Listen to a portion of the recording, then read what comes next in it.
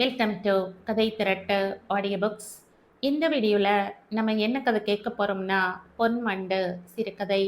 நம்ம சேனலை இது வரைக்கும் சப்ஸ்கிரைப் பண்ணாதவங்க சப்ஸ்கிரைப் பண்ணுங்க. பக்கத்தில் இருக்கிற பெல் ஐகானை கிளிக் பண்ணி ஆளுங்கிற ஆப்ஷனை ப்ரெஸ் பண்ணுங்க. ஸோ தட் நான் போடுற கதைகளை உடனுக்குடனே நீங்கள் கேட்கலாம். வாங்க கதைக்குள்ளே போகலாம். நான் போட்ட கோலத்தை நீ திரும்பி கூட பார்க்கவே இல்லை. போ அம்மா என்று சிணுங்கினாள் நிகிலா. தோ வரேன் அம்மா, பாயசத்தை இறக்கி வைத்துவிட்டு அடுப்பை அணைத்துவிட்டு வருகிறேன் என்று பொறுமையாக பதில் தந்தாள் செங்கமலம். நிகிலா தன் தாயை அன்புடன் நோக்கினாள். இந்த 6 மாதத்தில் அவள் தாய் எலும்பு கூடாக உருகி இருந்தாலும் லட்சுமிகரமாகவே திகழ்ந்தாள். அடுப்படியில் நிற்கும்போது நிகிலாவின் இதயம் எங்கோ சென்றது. வா அம்மா, வந்து பாரேன் என்று வற்புறுத்தினாள். ஒரு தோழியை அழைத்து செல்வது போல கையை பிடித்து தாயை வாயிற்புறம் இழுத்து சென்றாள். செங்கமலம் பெண்ணின் கைத்திறனை மெச்சியவாறு நின்றாள்.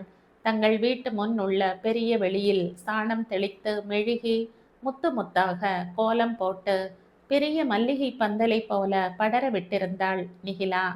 செங்கமலத்தின் உள்ளத்தை பீய்த்து கொண்டு ஒரு பெருமூச்சு வந்தது.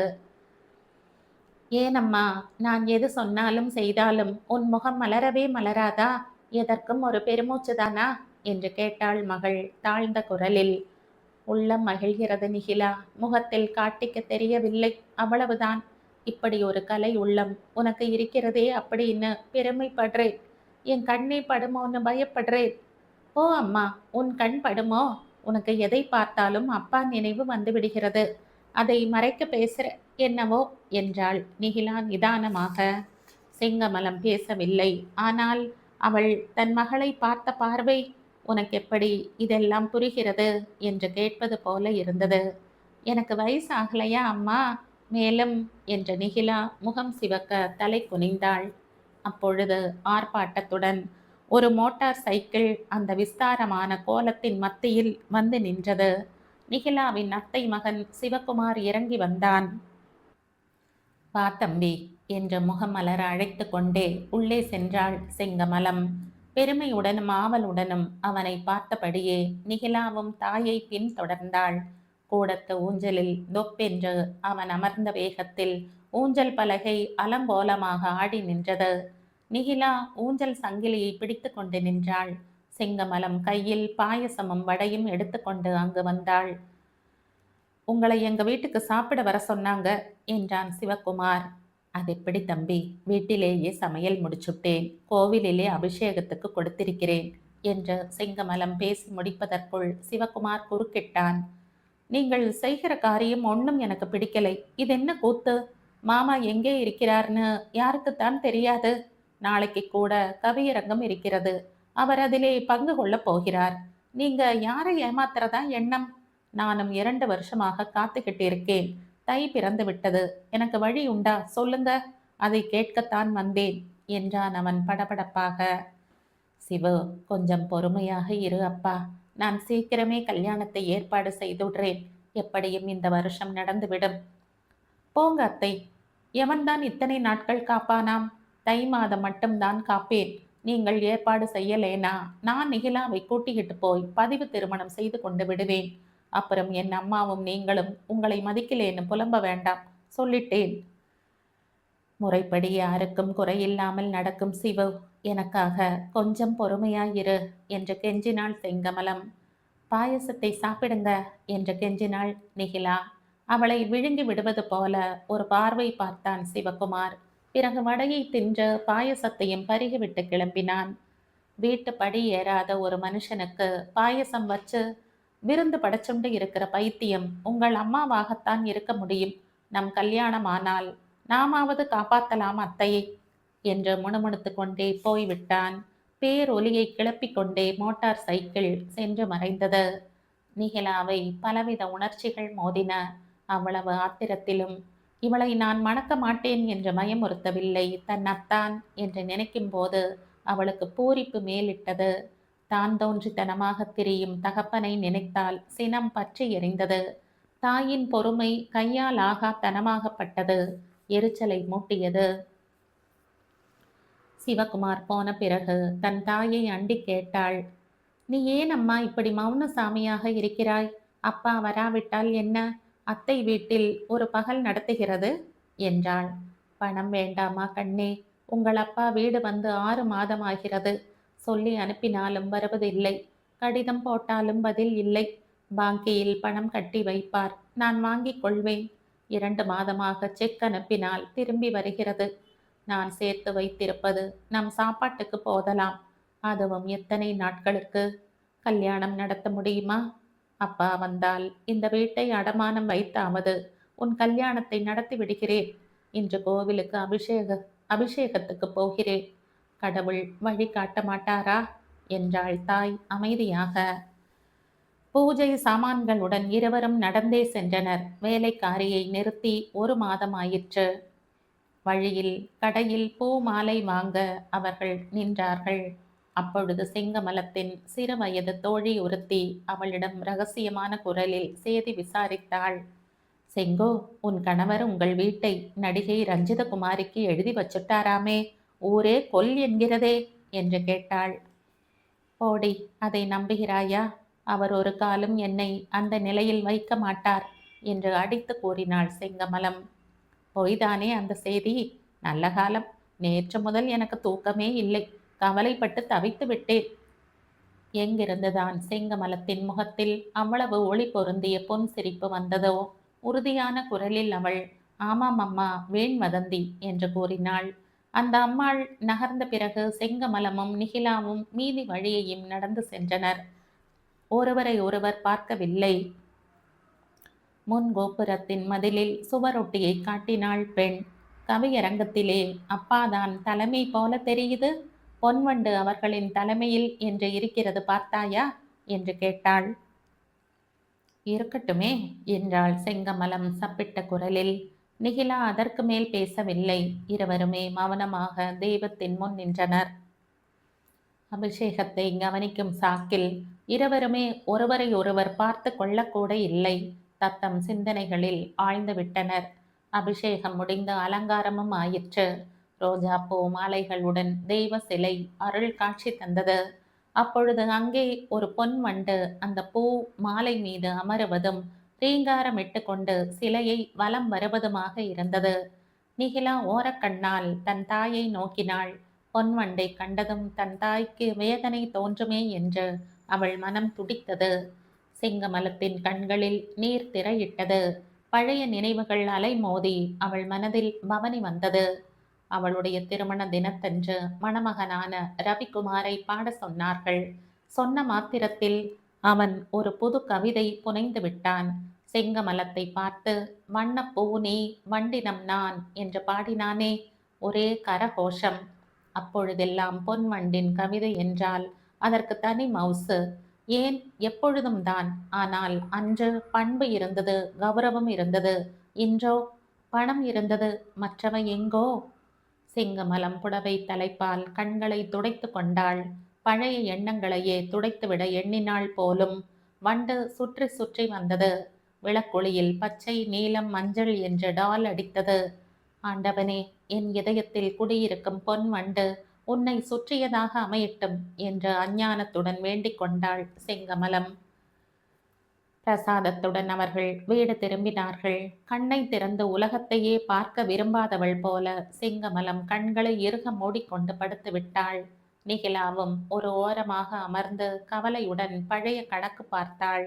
முன்பு வெறும் கவிஞன் பொன்வண்டாக இருந்தபோது தந்தை ரவிக்குமாரின் கவிதை தொகுதிக்கு அரசாங்க கௌரவமும் 5000 ரூபாய் சன்மானமும் கிடைத்தன. செங்கமலமும் ரவிக்குமாரும் டில்லி சென்றார்கள்.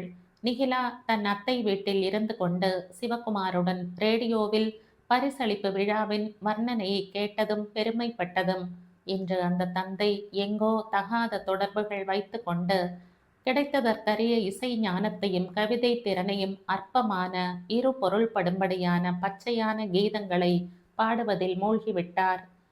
பூஜை பீடத்தில் இருந்த பாத்திரம் புழுதியில் உருண்டால் அதில் இன்ன விதமான குப்பைகள் தாம் அள்ளுவார்கள் என்ற நியதிதான் உண்டா? பணமும் வசதியும் பெருகின. பாசமும் பரிவும் மறைந்தன. ஒரே ஒரு நாள் மட்டும் அவள் நினைவில் இன்று தீட்டிய சித்திரம் போல ஈரப்பசையுடன் ஒட்டிக்கொண்டது. அவள் அப்பொழுதுதான் வெளியில் இருந்து வீட்டுக்கு வந்தாள். அவள் வந்தது தெரியாமல் அவளுடைய பெற்றோர் உரக்க பேசிக் கொண்டிருந்தனர். ஒரு நாளும் அவள் காதுபட அவர்கள் வாதாடியோ சண்டை போட்டோ பார்த்திராத நிகிலாவுக்கு அது புதுமையாக இருந்தது. ஒட்டு கேட்டாள் அவள். பொன் வண்டு என்கிற பெயரே எனக்கு பிடிக்கவில்லை. தேனீ என்று வைத்துக் கொள்ளுங்கள். அதுதான் உழைத்து தானம் உண்டு மனித குலத்துக்கும் ஆண்டவன் ஆராதனைக்கும் தேன் கொடுக்கிறது. அல்லது பரிதிசே என்று மாற்றிக்கொள்ளுங்களேன் என்றாள் செங்கமலம். நீ எதை சொல்லாமல் சொல்கிறாய் என்பது எனக்கு புரிகிறது. நான் சினிமாவுக்கு பாட்டு எழுதி தருவது உனக்கு பிடிக்கவில்லை, அதுதானே? சினிமாவுக்கு எழுதினால் என்ன? நல்ல பக்தி நாணி சொட்ட சொட்ட நாட்டு பற்று மிளிர மனிதாபிமானம் தொனிக்க அறிவு நிறைந்த கீதங்கள் புனையக்கூடாதா என்று செங்கமலம் கேட்டாள். ஓஹோ, என் தமாஷ் பாட்டுகளை சொல்கிறாயா? பொதுஜனங்கள் இலக்கிய சுவைக்காக சினிமாவுக்கு வருவதில்லை, பேரின்ப பாரதியில் திளைக்க வருகிறார்களா? அன்றாட பாமர சுகத்துக்கும் சுவைக்கும் ஏற்ப ரசம் அவர்களுக்கு அளிக்க வேண்டும். நடுநடுவில் கொஞ்சம் தூவுங்கள் என்கிறார் எங்கள் டைரக்டர் என்று விளக்கிவிட்டு ஓவென்று சிரித்தார் தகப்பன். தூவ வேண்டாம் என்று சொல்கிற டைரக்டருக்கு எழுதி தருகிறது. படம் ஓடாது, பணம் குவியாது. உனக்கு எந்த மூலை தெரியும்? நமக்கு தெரிந்தது போதும். சிறந்த கவிதைகள் எழுதி பேரும் புகழும் பெற்றுவிட்டீர்கள். அதுவே போதும். இந்த பங்களாவும் காரும் ஆடம்பரமும் வேண்டாம். நம்மிடம் இருக்கிற பணத்தை பேங்கிலே போட்டுவிட்டு வட்டி வாங்கி சாப்பிட்டால் கூட ஆயுளுக்கும் போதும். போதும் உன் உபதேசம். பொன் வண்டு என்றும் பொன் வண்டுதான். அதில் மயங்கி வந்து விழுவார்கள். நிகிலா தன் பெற்றோர் இருக்கும் இடத்திற்கு சென்றாள். ஒரு பட்டு புடவையை பிரித்து போட்டு காட்டிக் கொண்டிருந்தார் தகப்பன். தாய் கற்சிலை போல அமர்ந்திருந்தாள். அருகிலே ஒரு பாவாடையும் இருந்தது. நிகிலா குட்டி, இதை பார்த்தாயா? பொன் வண்டு கலர் புடவை. உன் அம்மாவுக்கு இது, உனக்கும் ஒரு பாவாடை இதோ. உங்களுக்கு நிறம், எனக்கு திறம். எப்படி என்றார் தகப்பன். இன்று நினைத்து பார்க்கும்போதுதான் அன்று தன் தாய் ஏன் முகமலர்ச்சியின்றி கிடந்தாள் என்பது அவளுக்கு ஒருவாறு புரிந்தது. மனைவி சொல்வதற்கெல்லாம் செவி சாய்க்காமல் பொன் வண்டு தன் நிறத்தை கண்டு தானே மகிழ்ந்து வேண்டாத மலர்களை நாடி தெய்வமாக அளித்த தேனையும் எங்கோ சிந்த விட்டு கொண்டு பயங்கர காட்சி அளித்தது இன்று நிகிலாவுக்கு புரிந்தது. நிகிலா எழுந்தாள். மயங்கி கிடந்த தாயை எழுப்பினாள். வா அம்மா, ஒரு பிடி சாப்பிடுவோம். சமையல் வீணாகிறது. கோவில் நைவேத்தியம் வேறு. தன் துக்கத்தை எல்லாம் எங்க புதைத்து விட்டாளோ தெரியவில்லை. செங்கமலம் சிரித்த முகத்துடன் வாரி சுருட்டி கொண்டு எழுந்தாள். வா வா, சாப்பிடுவோம். வாழை இலை 2 நறுக்கி கொண்டு வா என்றாள். இருவரும் எதை எதையோ நினைத்து சிரித்து சாப்பிட்டுவிட்டு எழுந்தனர். வெற்றிலை பாக்கு தட்டுடன் கூடத்தில் தரையில் அமர்ந்தாள் செங்கமலம். அப்போது யாரோ தடதடவென்று வாயிற்கதவை தட்டும் சத்தம் கேட்டது. நிகிலாவுக்கு திறக்கவே பயம். அம்மாவின் தோழி சொன்னது போல வீட்டின் புதிய சொந்தக்காரி ரஞ்சித குமாரியோ, அவளுடைய ஆட்களோ? பயப்படாமல் திற என்றாள் செங்கமலம் திடமாக. பதட்டத்துடன் சென்று பெண் கதவை திறந்தாள். அங்கு நின்ற மனிதனை கண்டதும் ஒரு கணம் விழித்தாள். கதவை நன்றாக திறந்துவிட்டு அவரை பார்க்க விரும்பாதவள் போல கதவையே பார்த்து கொண்டு நின்றாள். 6 மாத காலமாக வாயிற்படி ஏறாத தந்தை இப்பொழுது தள்ளாடி தள்ளாடி கொண்டு உள்ளே வந்தார். முன் அறையில் உள்ள சோஃபாவில் தொப்பென்று விழுந்து கண்ணை மூடிக்கொண்டார். அவரை கண்டதும் ஒருவித வெறுப்பு உருண்டையாக வயிற்றில் இருந்து குமட்டி கொண்டு வந்தது நிகிலாவுக்கு. அவள் நேரே தன் தாயாரிடம் சொன்னாள். அம்மா, அப்பாதான் வந்திருக்கிறார் என்றாள். எங்கே எங்கே இருக்கிறார் என்று கேட்டுக்கொண்டே பந்து போல எழும்பினாள் செங்கமலம். மகளின் உதடு ஏளனமாக மடிந்தது. உன் பொன்வண்டு பக்தி ரசத்தை மாந்தி பருகிவிட்டு போதை ஏறி அருள் கூட்டில் இசை தேனை அடைக்கும் நிலையில் இல்லை. சாராய மதுவை தான் குடித்துவிட்டு அவலமாக கிடக்கிறது என்றாள் அவள்.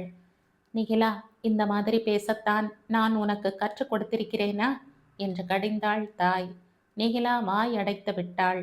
அந்த குரல் அவளை நொறுக்கிவிட்டது. நெருங்கக்கூடாத எந்திர ஸ்தாபனத்தில் அடி எடுத்து வைத்து விட்ட மாதிரி அதிர்ச்சி உண்டாள் நிகிலா. அவளுடைய பெற்றோர்களின் அன்பு கோவிலின் கோபுரத்தை கூட மிதிக்க தனக்கு அனுமதி இல்லை போல அவளுக்கு தோன்றியது. உடனே அவளை ஒருவித தனிமை ஆட்டியது. விசித்து அழுது கொண்டே அவள் சுவர் ஓரமாக அமர்ந்து விட்டாள். பக்தனின் இதயத்தில் இருந்து கிளம்பும் பிரார்த்தனையைப் போல செங்கமலம் குறி தவறாமல் நேரே தன் கணவனை அணுகினாள். அவரும் அவளை நாடி ஓடி வந்தார். உணர்ச்சி வசப்பட்ட செங்கமலம் மயங்கி கீழே விழுந்து விட்டாள். நிகிலா குட்டி என்று இடி குரலில் அழைத்தார் தந்தை. தகப்பனும் மகளும் தண்ணீர் தெளித்து விசிறி செங்கமலத்தின் மயக்கத்தை தெளிய வைத்தார்கள். ஓ, கொஞ்சம் காஃபி கொண்டு வா என்று கட்டளையிட்டார் ரவிக்குமார்.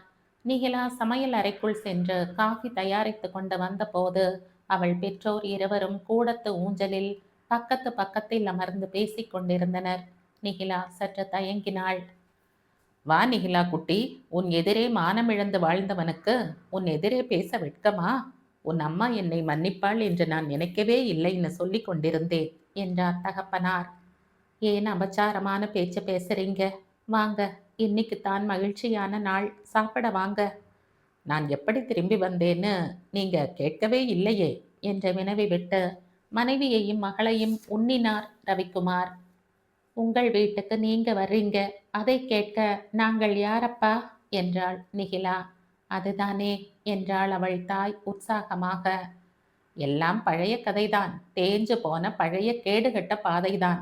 அங்கே ஏமாற்றம், உடனே வீடு திரும்ப வேண்டியதுதானே. இந்த வீட்டையும் பிடுங்கி கொண்டு விடுவாங்க போல தெரிஞ்சதும் தான் விழிச்சுண்டேன். உடனே அந்த உறவை அறுத்து எரிந்துவிட்டு ஓடி வந்துட்டேன் என்று விளக்கினார் ரவிக்குமார். என்ன பதில் சொல்வதென்று புரியாமல் இரு பெண்களும் பேசாமல் இருந்தனர். பழைய பொன்வண்டு இறந்து விட்டது செங்கோ, இனி தேனி பிறந்து விட்டது. அது இந்த கமலத்தை விட்டு அகலாது என்றார் ரவிக்குமார். அப்பொழுதும் அவர்கள் இருவருக்கும் பேச தெரியவில்லை.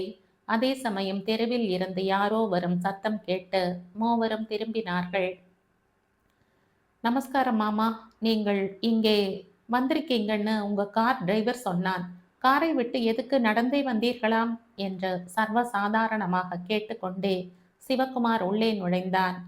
நாளை முதல் காரும் கிடையாது, இந்த மாளிகையும் கிடையாது. சின்ன வீடு ஒன்று வாங்கி போட்டிருக்கிறேன், அதுக்கு போகணும். இப்பவே பழகிக்கிறேன். உங்க மருமகனை கேட்டீங்களா? பிருத்திவிராஜனை போல பெண்ணை கடத்திக்கிட்டு போய்விடுவான் போல என்றாள் செங்கமலம். என்ன செய்வது? இந்த மாதிரி தாய்க்கு ஒரு மகள் இருந்தால் மந்திரத்திலோ தந்திரத்திலோ தள்ளி கொண்டு போக வேண்டியதுதான் என்றான் சிவகுமார். ஆமாம் அப்பா, நிகிலா மாதிரி பெண் கிடைக்கலாம், செங்கு மாதிரி மாமி கிடைக்க மாட்டா என்றார் ரவிக்குமார் உணர்ச்சி பூர்வமாக.